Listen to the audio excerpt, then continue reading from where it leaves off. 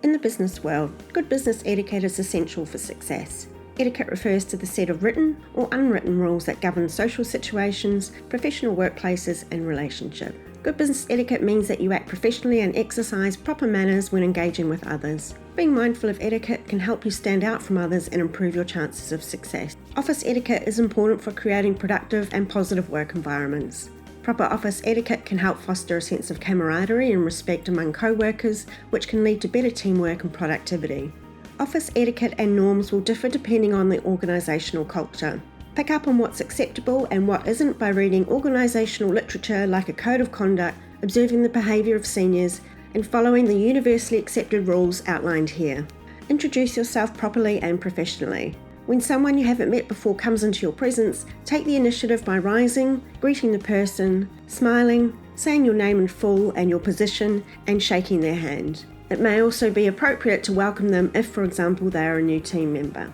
It's worth noting that shaking hands was not the norm during the height of the pandemic, and some people are still a little resistant to this now. If someone is reluctant to shake your hand, don't press them. Take it in your stride and move on. However, you should always endeavour to shake hands. Signal your intention to do so by raising your arm early and making eye contact.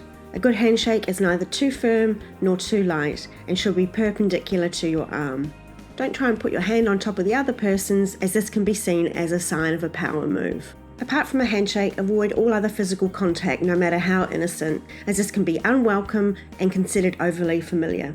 When someone's introduced to you, repeat their name back to them throughout the conversation in a natural way. This will help you remember their name and help to create rapport, as it has been proven that people enjoy hearing their name used. If you forget or don't hear their name, simply and politely say something like, "I'm sorry I didn't catch your name. Could you repeat it, please?" Conversing with your colleagues. Respect for colleagues is one of the most important office etiquette rules. This includes being polite and courteous in all interactions. Listen to what other people have to say and avoid dominating conversations. No matter how excited you may be, try not to interrupt when others are speaking.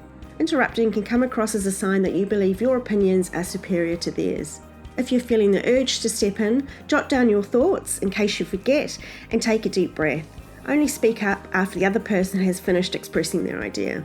Conversations should remain professional at all times. Avoid talking about personal or sensitive topics and don't gossip.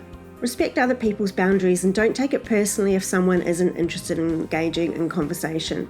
Don't overshare about your personal life, as this can make some people feel uncomfortable and may even be construed as unprofessional. Also steer clear of hot topics like religion and politics. When speaking with others, be concise and get to the point. Then use active listening to clearly hear and understand what others are saying. It is a poor reflection of you if you ask a question about a topic that's just been discussed. Acknowledge everyone you come into contact with, even if it's just passing someone by in the hallway. Make eye contact, smile, and offer a quick hello, even if you don't know them. You may be ignored, but at least you won't gain a reputation for being cold and standoffish. Present yourself appropriately. It is important to dress and groom appropriately for the workplace. Even if your workplace is super casual, make sure that anything you wear is clean and presentable and that it complies with the company's dress code, which may be formally written or unwritten. If you are unsure of what to wear, take cues from your manager's attire. You are better to dress a notch higher than what you think rather than risk being too casual. Remember this famous quote, "Dress for the job you want, not for the job you have." Even if you work from home, ensure you're wearing the appropriate clothing for video calls, even if they're just internal to your workplace. This is a sign of respect for the organisation, your position, and a reflection of your professionalism. Be punctual. Make sure to be on time for appointments and meetings. If you need to reschedule, give as much notice as possible and notify them in a method that is quick and convenient as possible for the recipient. Think twice about doing this via SMS, particularly if this is a meeting with your seniors or an external party like a client. A text message may be seen as too casual and flippant. If you do choose to use SMS, then follow up later when you have the time with an explanatory email or call, while also offering your apologies and the opportunity to reschedule. Don't keep people waiting unnecessarily. This can be misconstrued as unorganised and disrespectful. In the worst case, others may interpret your tardiness as you not valuing their time. Leave plenty of time between meetings and allow for delays like traffic or software updates or technical issues if connecting online. Be sure to finish meetings at the specified end time, or better yet, earlier. People will be impressed and appreciative if the hour-long discussion is concluded 10 minutes before its allotted time. Respect your environment. Your office environment needs to be treated with respect. This means simple things like returning items you have borrowed, throwing waste in the appropriate bin, replenishing paper in the printer, and reporting malfunctioning or broken equipment to the relevant person. Don't use office facilities for your own personal use, such as using the colour printer to print your birthday invitations. Keep your desk free of clutter and debris and regularly sanitise the area, particularly if you are hot desking. Keep personal mementos to a bare few. It isn't professional for your desk to be awash with your life story. Clean up after yourself in shared spaces like meeting rooms and the kitchen. A surefire way for tempers to flare in the workplace is to leave a mess for the next person. Wash kitchen items, wipe surfaces, and replace the water cooler bottle if it's empty. And please do not heat up super stinky items. Before eating at your desk, check that it is acceptable to do so, and ditto about eating smelly food. Ensure whatever you are eating is done so quietly and with your mouth closed. Never eat while speaking to someone, whether it be in person or in a call. Take it one step further and clean up after others when you notice a mess has been left, particularly somewhere public-facing like a waiting area or meeting space. Don't distract others. Respect other people's need to work by keeping noise levels to a minimum. This includes things like taking phone calls, particularly personal ones, in another area, avoiding interrupting them with trivial matters, and making small talk in the workspace. Save these moments for the lunchroom or water cooler.